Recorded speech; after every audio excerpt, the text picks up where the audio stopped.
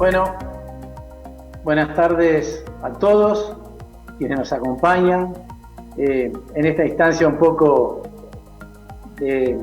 nueva para nosotros, de esta comunicación a través de Zoom.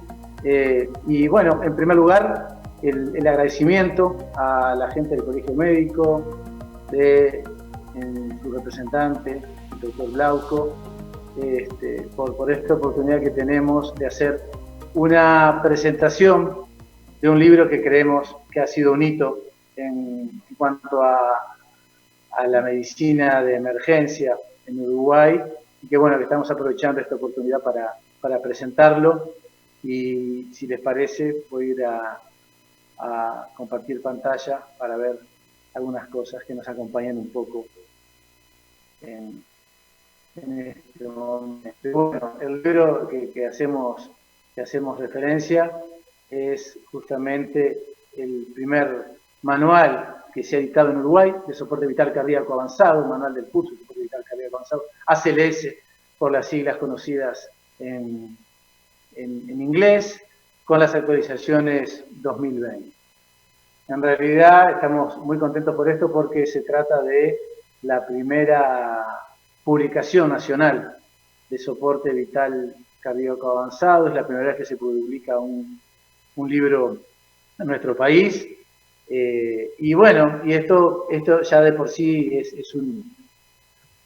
No solo eso, sino que cuenta con un respaldo técnico científico dado por la Sociedad Uruguaya de Emergencistas, que es una sociedad uruguaya que nuclea a los emergencistas de nuestro país, y que bueno, y que ha dado su apoyo y su auspicio para esto. Y también contamos con el auspicio del Departamento de Emergencias, del Hospital de Clínica, Facultad de Medicina de la UDELAR, lo cual, bueno, estos auspicios a nosotros nos dan realmente, como decíamos, un respaldo técnico y científico que nos habilita, bueno, a seguir adelante y que le da jerarquía al libro desde ese punto de vista. Es un manual que se ha publicado con las últimas actualizaciones del ILCOR, es decir, esto de la reanimación en el mundo viene de la mano del ILCOR. El ILCOR es el Comité Internacional de Enlace en Resucitación, o Comité de Enlace Internacional en Resucitación. Es, digamos, la organización madre que nuclea a todas las organizaciones del mundo, tanto de Canadá como la Fundación de Corazón y Stroke, y ACB, de Canadá, la Asociación Americana del Corazón, la Fundación Interamericana del Corazón, el Consejo Europeo de Resucitación, el Consejo de Resucitación de Sudáfrica y el Consejo de Resucitación de Asia y el de Australia y Nueva Zelanda. Es decir, parece que están como representados los 5 continentes. El ILCOR funciona de esa forma, y el ILCOR son las guías madres sobre las cuales siempre tenemos que tener en cuenta los aspectos vinculados a la reanimación. ¿Por qué? Bueno, porque el ILCOR es quien establece las pautas y categoriza los niveles de evidencia y categorizan los niveles de calidad de la evidencia científica y las publica luego como recomendaciones. Después lo que ocurre es que cada una de estas instituciones en diversas partes del mundo las adapta a su realidad médica, a su práctica médica, a su realidad hasta de medicamentosa, de acceso a determinados medicamentos, y a la capacidad tecnológica que tengan. Es decir, que después vienen los highlights o las adaptaciones de estas guías madre de ILCOR, pero lo que hemos de tener siempre en pendiente es que las guías de reanimación deben ser siempre las guías ILCOR. En Estados Unidos se da que si bien la Asociación Americana del Corazón es la mayor, también hay otras que participan en la elaboración de las guías y que utilizan las guías de la Asociación Americana, como el Consejo Nacional de Seguridad, el Instituto de Seguridad y Salud Americano, la Cruz Roja Americana, el MedICART y algunos grupos diferentes que andan por ahí, como EXI y otros que se encargan de distribuir estos cursos en forma virtual, es decir, en forma online. Lo interesante de esto, y por qué hacemos un poco de hincapié en este tema del ILCOR, es que este Comité de Enlace Internacional publica los consensos sobre ciencia con recomendaciones de tratamiento en su página web, que acá la tienen y la pueden consultar. Y justamente es de ahí de donde nosotros sacamos el material en cuanto como revisores y en parte autores de este nuevo manual, o de este primer manual nacional de soporte vital cardíaco avanzado. O sea, tenemos el respaldo de la evidencia, el respaldo de las instituciones nacionales, que son pioneras en el tema de emergencia. Y como si fuera poco también tenemos la suerte y la alegría de que ha sido prologado por los doctores cardiólogos, hemodinamistas de amplia trayectoria, que son el doctor Gustavo Viñolo, el monito querido, que es un gran amigo, y Álvaro Niegenmeyer también, que no necesita presentaciones, que representa quizás un punto alto en la reanimación en nuestro país, por lo que sabe y por haber sido presidente de la Sociedad Uruguaya de Cardiología, por haber sido presidente del Consejo Nacional de Resucitación. Y esto es aún más apoyo que hemos tenido en esta publicación. Es manual de los cursos ACLS que nosotros desarrollamos y bueno, se ha constituido un poco en un hito. En cuanto a los revisores y autores, bueno, esta vez nos tocó trabajar en parte de este libro y llevarlo adelante. En mi persona, Barberús, esto está arreglado en orden alfabético. Norberto Borba, que es también nuestro compañero y de travesía y de camino en todo esto que hace a la parte educativa vinculada al tema de la reanimación y otros temas, que es internista, es emergencista y bueno, reside en la ciudad de Melo, el doctor Fernando Gavilán, que puso un enorme apoyo en todo esto, sobre todo vinculado al tema del POCUS, y él va a hablar quizás un poco de esa parte de la ecografía o de la ultrasonografía en la reanimación. El doctor Diego Reyes, que por motivos laborales no puede estar presente, pero que colaboró junto con Denis Echenique en toda la parte de soporte vital básico, y también el doctor Miguel Rosés, que colaboró con los aspectos del manejo de la vía aérea, que es un tema. Miguel Rosés es emergencista, y bueno, y todos los colegas tienen su backup científico y de trayectoria que les permite, bueno, haber participado en esta edición, esta edición nueva del libro de soporte vital cardíaco avanzado. Los pensamos mucho en los temas de los capítulos y arrancamos más o menos los capítulos como se sigue comúnmente en los libros, en los manuales internacionales de soporte vital cardíaco avanzado, pero con algunos agregados. Consideramos que colocar aspectos de la historia de la reanimación cardiopulmonar era fundamental. Conocer la historia de las cosas es muy buena para después entender qué es lo que está pasando. El segundo capítulo, el paro cardiorrespiratorio y la definición clara del concepto clínico de paro cardiorrespiratorio, el encare sistematizado, o sea, en qué forma debemos organizarnos para resolver estos pacientes y no olvidarnos de los pasos, cómo organizar los equipos de RCP avanzada, tanto en el ámbito prehospitalario como en el intrahospitalario, cuáles son las nuevas técnicas y dispositivos de reanimación con los que contamos y con algunos que no contamos, pero que estamos obligados a conocerlos para saber cómo funcionan y que seguramente en un futuro no estarán muy lejos de estar en nuestras manos. Los conceptos de la reanimación básica en la reanimación cardiopulmonar avanzada son fundamentales por la importancia que tiene el masaje, ya van a hablar de ello. El manejo de la vía aérea, un aspecto fundamental. Quizás no tan fundamental durante el paro, pero sí en el periodo posparo inmediato y las actualizaciones que hay vinculadas al manejo de ella. La terapia eléctrica, la desfibrilación, la cardioversión y el marcapaseo también están presentes. Luego, como clásicamente los ritmos desfibrilables, los ritmos no desfibrilables, sus características, sus algoritmos, el manejo de las arritmias, que muchas veces arritmias rápidas, arritmias lentas, taquicardias, radicarias, que pueden llevar a situaciones de PCR, las drogas que utilizamos durante la reanimación y los cuidados cardíacos de emergencia, la ultrasonografía, como hoy decíamos en el paro, y la importancia que está teniendo, el manejo correcto del síndrome coronariano agudo como causa fundamental de muerte súbita, la cardiopatía isquémica, los primeros 15-20 minutos del síndrome posparo, es decir, la fase inmediata del síndrome posparo es fundamental tenerla bien sistematizada, porque es lo que hace generalmente el equipo que reanima al paciente, se tiene que encargar de esos primeros 20 minutos. Y el tiempo nos dio para, previo a la publicación, cuando ya se venía a venir esta pandemia del COVID, de poder lograr colocar un anexo que también está actualizado, vinculado a la reanimación cardiopulmonar y las pandemias y los cuidados que hay que tener y las estrategias para no convertirse en una nueva víctima. Así que bueno, como vemos es un libro bastante completo, tiene 376 páginas, nosotros estamos muy contentos y muy orgullosos, siempre lo miramos así, es como un hijo que nos salió lindo, que nos salió bueno, entonces que lo queremos mucho y así lo vemos. Entonces, ¿por qué? Bueno, porque hubo mucho esfuerzo, mucho tiempo, mucho esfuerzo de la familia, de nuestras familias, mucho esfuerzo intelectual, mucho esfuerzo laboral, económico, inclusive para poder sacarlo adelante, pero bueno, pero estamos muy contentos con esto. Así que bueno, ahí les dejo algunas de las pistas del libro y seguramente ya le doy la palabra al resto de los compañeros para que participen. Y bueno, y quedamos, a ver, ahora voy a ver cómo hago para esto. Bien, perfecto. Bueno, no sé quién, si hay alguien hablando, yo ahora estoy medio perdido con esto. ¿Estoy solamente yo hablando?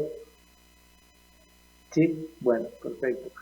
Entonces, le damos la palabra a Denis, ¿sí? Continuamos así, ¿te parece? Bueno, yo me silencio y entonces...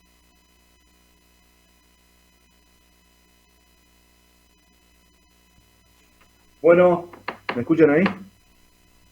Bien, buenas tardes para todos. Muchas gracias por la invitación. Y bueno, hablando esencialmente de la parte de soporte vital básico del libro, este capítulo transcribe un poco lo que vimos hablando en todos los cursos ACLS en ETUM, resaltar la importancia del soporte vital básico dentro de la reanimación avanzada.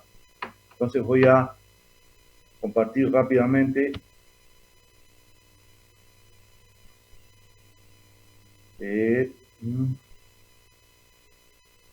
si lo encuentro. Bien. Bien, la reanimación básica en el soporte vital avanzado, lo que realmente dice es eso, la importancia del soporte vital básico. Entonces, ¿de qué hablamos cuando hablamos de el soporte vital básico? Hablamos de la calidad del masaje y de la correcta ventilación. Cuando hablamos de calidad de masaje, hablamos de una frecuencia entre 100 y 120, la profundidad de 5 a 6 centímetros, eso es lo ideal.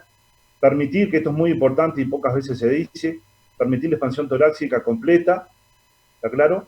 Reducir al mínimo las interrupciones, o sea, entre cambio de operador y operador, reducir el tiempo de cambio de reanimador, evitar la excesiva ventilación, vamos a hablar ahora de la ventilación a 10 por minuto, y lo más importante también que a veces hace poco hincapié, pero sí lo dice el libro, la rotación de un reanimador cada 2 minutos. Podemos tener un estado atlético muy, muy bueno, pero cada 2 minutos ya sabemos que el masaje deja de ser efectivo. En cuanto a las compresiones y ventilación, lo que tiene clase 2A, mayor nivel de evidencia, hablamos de 30 compresiones y 2 ventilaciones. Las compresiones continuas y 2 ventilaciones cada 30 compresiones, o sea, hago masaje en forma continua y a las 30 compresiones puedo hacer 2 ventilaciones. Eso tiene una clase también de un nivel de evidencia 2A. También tenemos compresiones continuas y una ventilación cada 6 segundos. ¿tá? También es razonable, clase 2B. Y también el libro muestra la oxigenación pasiva, que tiene un nivel de evidencia clase 2B. Eso en cuanto a la relación entre compresiones y ventilaciones. La más usada, la que tiene mayor nivel de evidencia, siempre la más recomendable, sigue siendo 30 compresiones y 2 ventilaciones. Eso en cuanto a el soporte vital básico dentro de la reanimación avanzada. Le paso la palabra al próximo, porque lo mío era bien conciso y bien corto.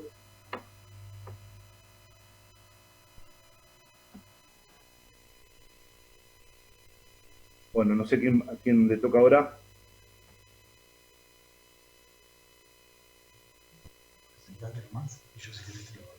Hola, buenas tardes para todos. Mi nombre es Miguel Rosés. Un saludo grande en principio a nuestro querido amigo y compañero doctor Norberto Luis Borba para que se mejore. Está cursando una gripe. lo hisoparon ayer, esperemos que no tenga COVID y que siga con nosotros muchos años más. Ahora vamos a hablar del manejo de la vía aérea durante el paro.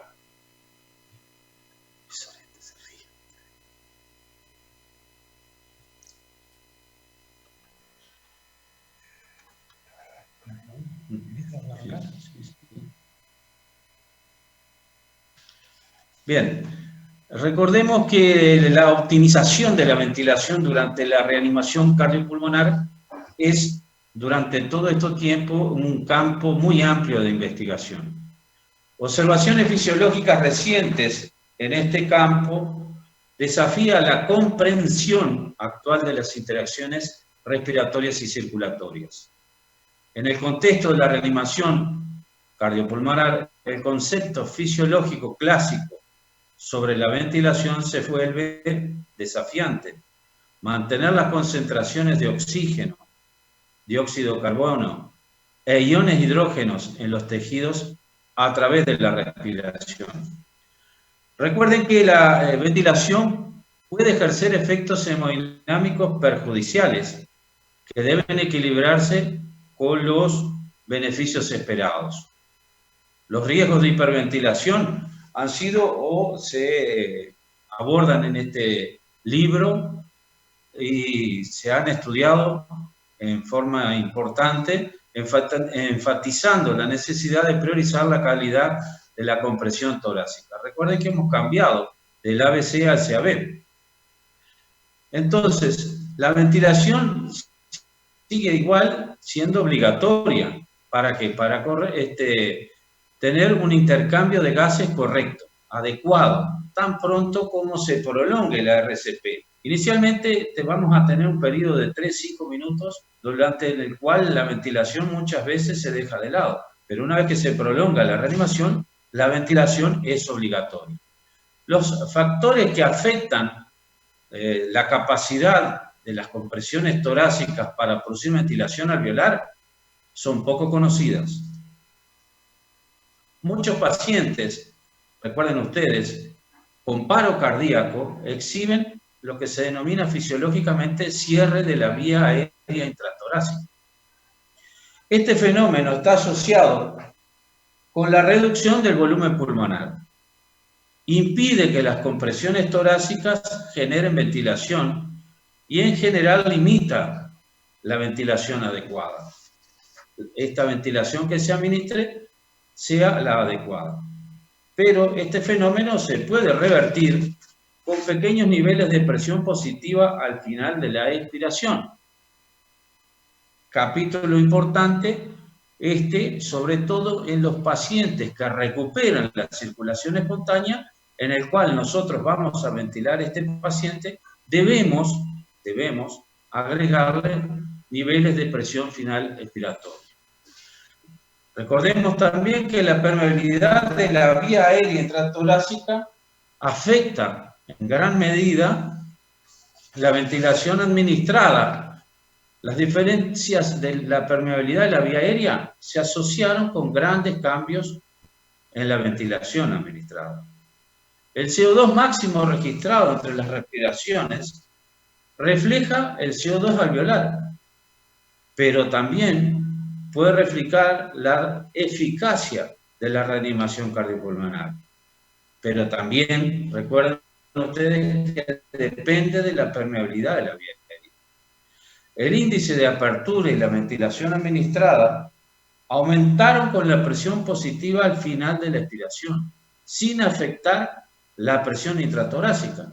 Entonces, el índice de apertura y la ventilación administrada aumentaron con la presión final de la expiración, sin afectar la presión intratorácica. ¿Cómo comprobamos esto? Por estudios que se hicieron en animales, en los cuales se separaron en dos grupos.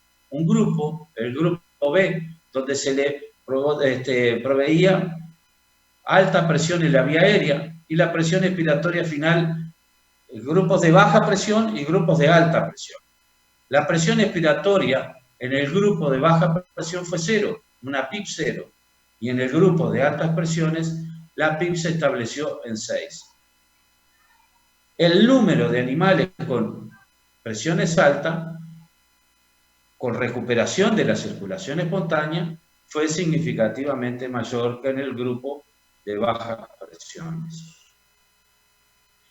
Esto nos lleva a nosotros indicar, por ejemplo, en el libro, en el manual en el cual nosotros estamos, que las presiones en las cuales nosotros ventilamos a estos pacientes esté entre 4 y 8 centímetros de agua.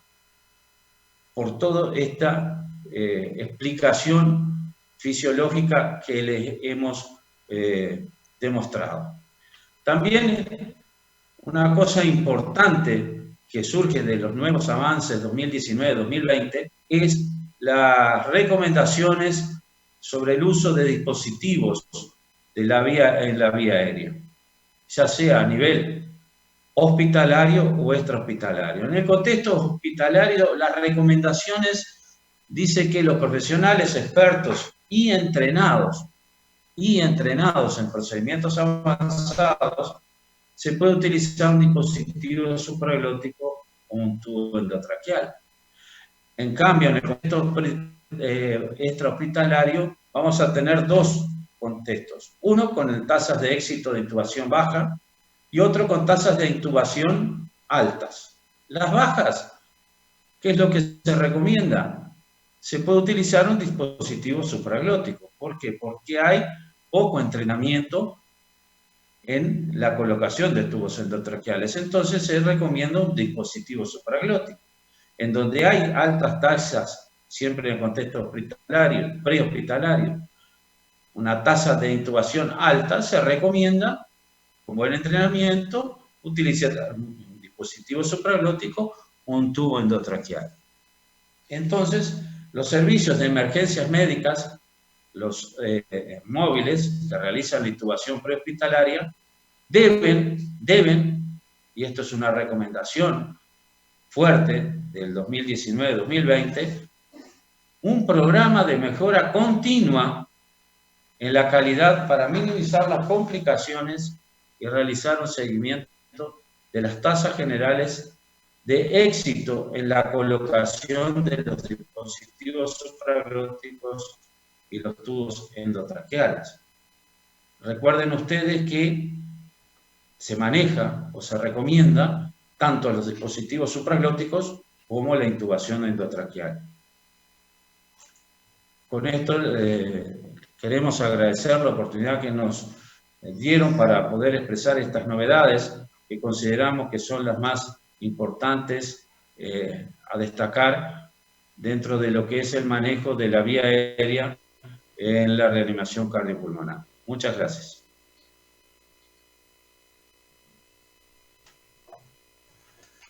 Bueno, muy bien, Miguel, muchas gracias. Y continuando como para finalizar esta parte del libro, en el cual le vamos a traer un material que es bastante novedoso, que de a poco se ha ido imponiendo, que es el uso de la ultrasonografía en la medicina, siendo no imagenólogos, ¿no?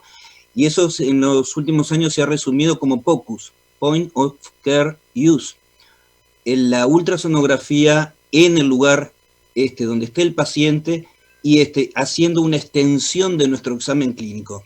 Y nada más ni nada menos que hoy por hoy se ha incorporado a esta parte del paro cardiorrespiratorio.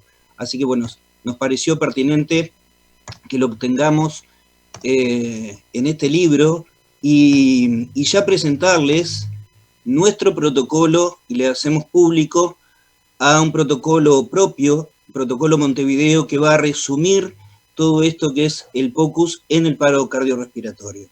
¿En qué nos basamos? Nos basamos que ya desde el diagnóstico, hacer un diagnóstico de paro respiratorio es no contesta, no respira y no tiene pulso. El problema es que cuando tomamos el pulso, tenemos poca sensibilidad y ahí le podemos errar en un gran porcentaje a ver si tiene pulso o no tiene pulso. Y después es asumir que al no tener pulso tenemos una asistolía mecánica, cuando realmente lo que podríamos llegar a tener es una falla hemodinámica que no produzca pulso. Y esto se pone de manifiesto con la ultrasonografía. Por eso la la importancia porque que no se mueva el miocardio a que sí se mueva, cambia el pronóstico del paciente y es casi un 10% de nuestros pacientes.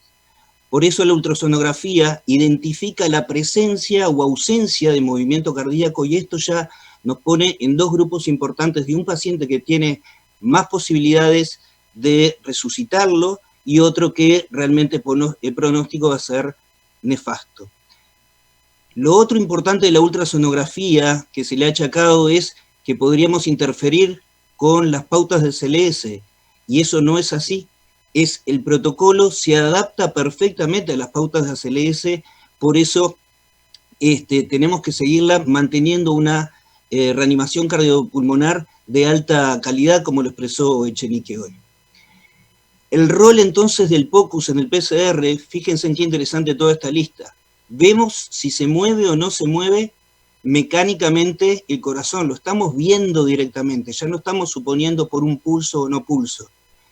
Vamos a discriminar entonces cuál es una actividad eléctrica sin pulso verdadera, o sea, aquella vieja que decíamos disociación electromecánica, que ya no se nombra, pero es la actividad eléctrica sin pulso verdadera, de una pseudo-EPS.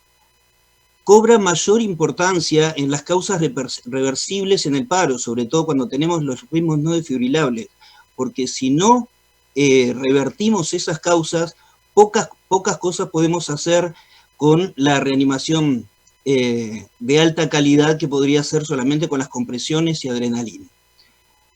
Si de algún modo ese corazón tiene un cierto movimiento, yo también podría ver la disfunción global o la contractilidad sectorial y hasta suponer que ese paciente esté cursando una falla isquémica.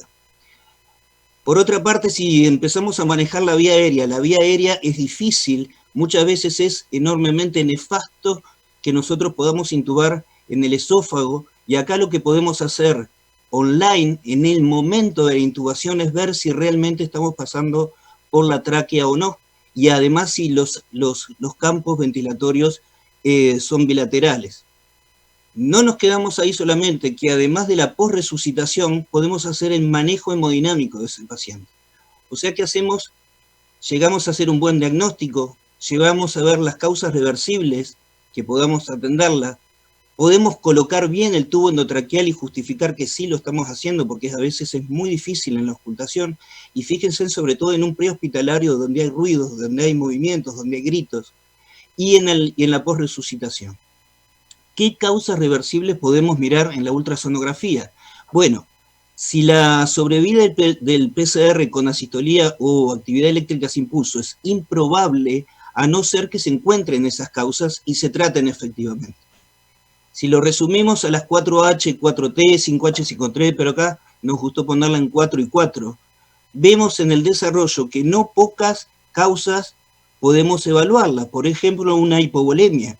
Si encontramos un corazón chiquitito, poco rellenado, con una vena cava totalmente colapsada, y si seguimos la actividad del POCUS y buscar, por ejemplo, sangrados intraabdominales, ya estamos descubriendo que ese paro necesita volumen. No tenemos que tener una placa para hacer diagnóstico de neumotórax. Perfectamente con el POCUS podemos ver si tenemos neumotórax o no neumotórax. Acá el detallecito es que el paciente tiene que estar ventilado, porque si las pleuras no se mueven por el paro, porque el paciente no va a respirar, nos puede hacer pensar que estemos en un neumotórax y en realidad la imagen va a tener que ser obligatoriamente con el paciente que se esté ventilando por lo menos. Si un corazón lo encontramos lleno de líquido alrededor, una imagen como si fuera una isla en un mar negro, ya estamos haciendo diagnóstico de taponamiento cardíaco, sobre todo en esos paros que, por ejemplo, podrían ser los traumáticos. Rápidamente podemos drenarlo y ahí ser efectivos, porque con las compresiones no lo vamos a sacar. Si encontramos rápidamente un ventrículo derecho totalmente dilatado, poco contráctil, con una vena cava también dilatada, hacemos diagnóstico de trombosis pulmonar en el marco de un paciente con una disnea y un paro rápidamente objetivable. O sea que Neumotórax, tamponamiento, trombosis pulmonar e hipovolemia son las causas que podemos ir encontrando. Si tenemos que hacer la intubación endotraqueal, entonces es nefasto que nosotros terminemos creyendo que lo hemos intubado y realmente con la ecografía vemos si el tubo entró en esófago o no entró en esófago. ¿Qué es lo que nos pasa en esta parte con la capnografía que se supone que es de clase 1? No vamos a tener los niveles de CO2 pertinentes porque no hay circulación, por lo tanto acá la ultrasonografía nos da una mano en este periodo de tiempo. Por lo tanto, hacer la extensión del examen físico, desde la cabeza a los pies, cuello, pulmones, todo lo que es el abdomen y su sifoideo, nos podemos ver si está bien colocado el tubo, si ventila bien, si le provocamos un neumotórax o fue la causa del neumotórax, cómo está la contractilidad, si existe o si no existe, tamponamiento cardíaco, tromboembolismo pulmonar e hipovolemia, viendo además como coadyuvantes la vena cava y el líquido abdominal. Por lo tanto, hay muchísimos protocolos que se exponen en el libro. Está el protocolo CAUSE, el protocolo CESAM, hay varios protocolos que se dedican directamente al paro y a las fallas hemodinámicas. Y nosotros en conjunto vimos que podemos hacer nuestro propio protocolo bien fácil y le llamamos protocolo Montevideo. Este es el algoritmo que, siguiendo las pautas de ACLS, se acomoda la ecografía a nosotros. Y lo repasamos 2 segundos. Diagnóstico de paro cardiorrespiratorio. Solicitamos el cardiodefibrilador, pero ya estamos solicitando el ecógrafo y cuando venga ya lo prendemos. Hacemos si tiene ritmo o no ritmo. En ese ritmo desfibrilable directamente pasamos al protocolo desfibrilable. La única cosa que nos podría pasar es si ese ritmo desfibrilable es de una fibrilación muy finita que nos confunda que sea una sistolía. Bueno, con eso podemos ver en el próximo ritmo a ver si realmente tiene movimiento o no movimiento. Pero es donde menos tendría peso la ecografía.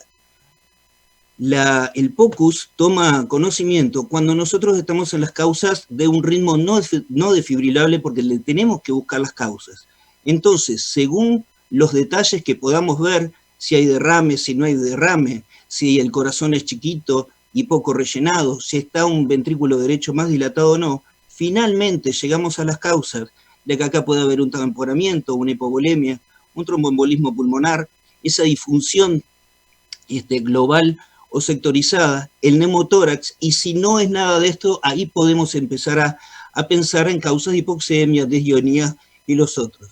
Que estando en un prehospitalario por lo menos nos da un buen margen de protocolización. Esto es lo que queríamos presentarles. Hay muchas imágenes en el libro, está mucho más detallado y realmente es un placer haberlo presentado en este evento.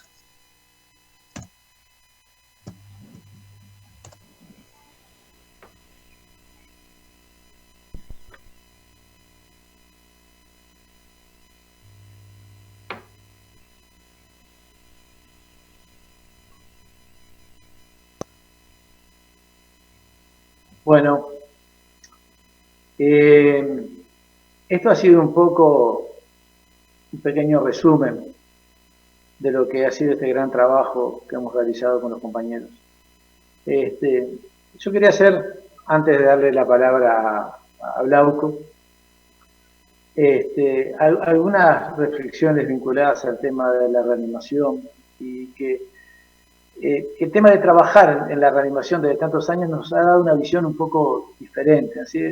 Es decir, nosotros poco a poco nos vamos convenciendo y vamos entendiendo que la reanimación es en sí casi una especialidad, o sea, una especialidad dentro de la emergencia. De hecho, hay muchos países que tienen institutos de reanimatología y que, como han visto, abarca una enorme cantidad de aspectos semiológicos y paraclínicos que se van incorporando a la reanimación y que cada día la hacen más rica. Porque hoy por hoy estamos hablando de reanimación cardiopulmonar y ya estamos hablando de los dispositivos para la vía aérea, ya estamos hablando de la ecografía, ya estamos hablando de la capnografía Más adelante seguramente estaremos hablando de la circulación extracorpórea y de nuevos dispositivos que están reflejados en el libro, y por eso yo les decía al principio que van a marcar un poco la pauta. Y cada vez nos estamos dando cuenta que en realidad la reanimación como tal, la reanimación si bien es el centro del paciente en PCR, hay aspectos que están íntimamente ligados y que la verdadera conceptualidad en la reanimación tendría que empezar por el manejo del preparo, es decir, de las situaciones que potencialmente pueden llevar un paciente al paro. Si no se corrigen, realizar una correcta reanimación de ese paciente, de acuerdo, bueno, a lo que presenta y a los antecedentes que pueda tener, y después de realizar un correctísimo manejo del posparo, donde muchas veces, si sale del paro, aquellas causas que lo llevaron al paro se siguen corrigiendo en el posparo. Entonces, la reanimación no se queda solamente en el paciente, no empieza cuando el paciente está inconsciente, no ventila y no tiene pulso. La reanimación empieza mucho antes y termina mucho después de las maniobras.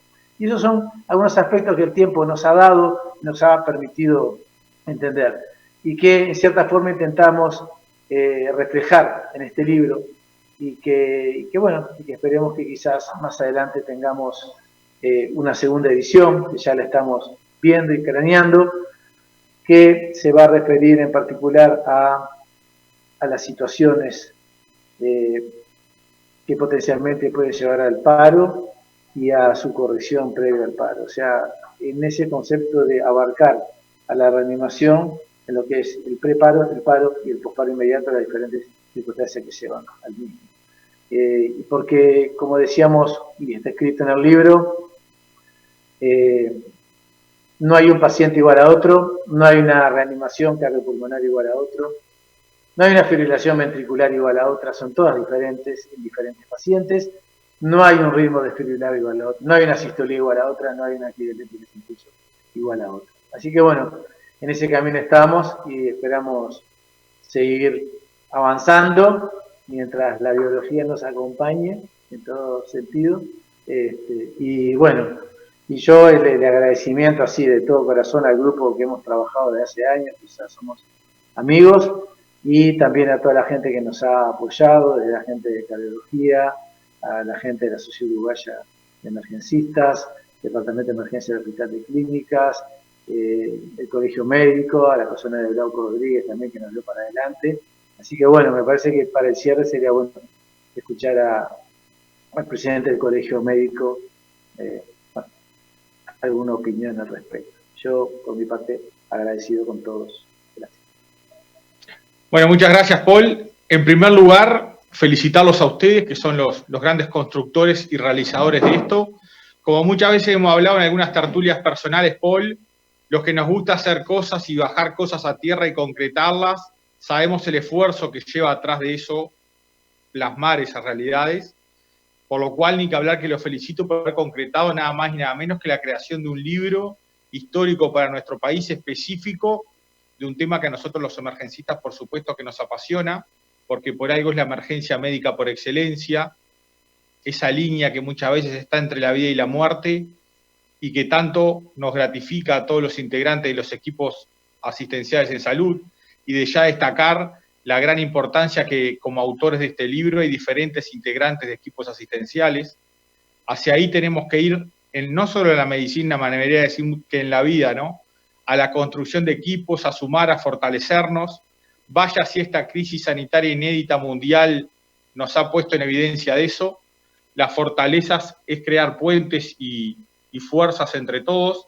Desde ahí que para la SUE fue un orgullo y un honor poder participar auspiciando este libro, ni que hablar que felicitarlos a todos ustedes, reconocer lo que ya te he reconocido muchas veces en privado, pero de alguna manera en público, y es el gran trabajo y trayectoria que todos ustedes han hecho desde el ETUM, posicionando a la emergencia como una especialidad y formando a diferentes integrantes de equipos asistenciales en la emergencia, porque como decimos, en la emergencia todos tienen el mismo rol, simplemente muchas veces los pueden cambiar un poco en cuanto a quién es el líder de la reanimación, pero ese líder puede ser un enfermero, puede ser un licenciado, puede ser cualquier integrante del equipo asistencial, porque en la emergencia el éxito depende del equipo y no de los técnicos en sí o de las personas individualmente. Así que en realidad, por el agradecido soy yo, es un placer ver cómo de a poquito y sumando esfuerzo vamos construyendo y creando, Así que enhorabuena, esperemos que este libro sea de gran insumo para todos nosotros, para las nuevas generaciones, para nosotros y para las que ya hace un par de años que también están en todo esto de la emergencia. Así que vamos arriba, vamos a seguir por este camino y todo nuestro apoyo de la SUE. Así que una vez más, gracias a ustedes. Nada, gracias a todos y bueno, por acá terminamos y quedamos a las órdenes y con el compromiso de seguir avanzando en conjunto, construyendo, como decís tú, tendiendo puentes, y teniendo en cuenta que la visión nuestra siempre es la del paciente grave, que lo queremos resolver. Así que bueno, ahí en ese camino creo que estamos. Así que bueno, muchas gracias. Muchas gracias. Buenas tardes a todos, hasta luego. Buenas tardes. Muchas gracias y buenas tardes para todos.